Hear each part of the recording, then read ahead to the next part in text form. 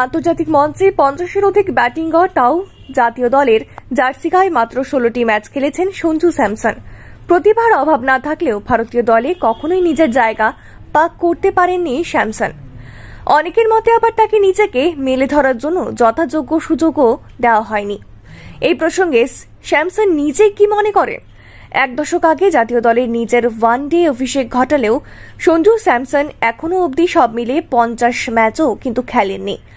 অথচ আন্তর্জাতিক ওয়ানডে ক্রিকেটে মূলত তার রেকর্ড কিন্তু চোখ ধাঁধানো বললেও ভুল বলা হবে না।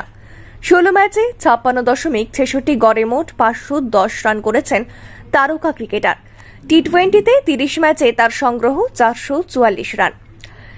স্যামসন সিংহভাগ সময়ই ব্যাকআপ কিপার হিসেবে দলের সঙ্গে সফর করেছেন। টি-20 বিশ্বকাপেও দলের অঙ্গ হলেও একটি ম্যাচও খেলেননি তিনি। এই বিষয়ে তার অনুরাগীদের কিন্তু অভিযোগের অন্ত নেই।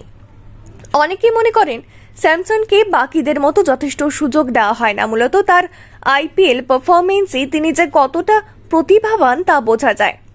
কিন্তু জাতীয় দলে তিনি বারংবার ব্রাত্য হওয়ার সরব হতে দেখা যায় তার অনুরাগীদের। স্যামসন নিজে অবশ্য এই বিষয়ে বিন্দুমাত্র ভাবিত নন, বরং তিনি দলের জন্য দলের সাফল্য নিজের স্বার্থ ত্যাগে প্রস্তুত। যখন যেটুকু তাকে সুযোগ দেওয়া হচ্ছে তাতেই নিজের সবটা উজাড় করে দেওয়ায় বিশ্বাসী, ইতিবাচক স্যামসন।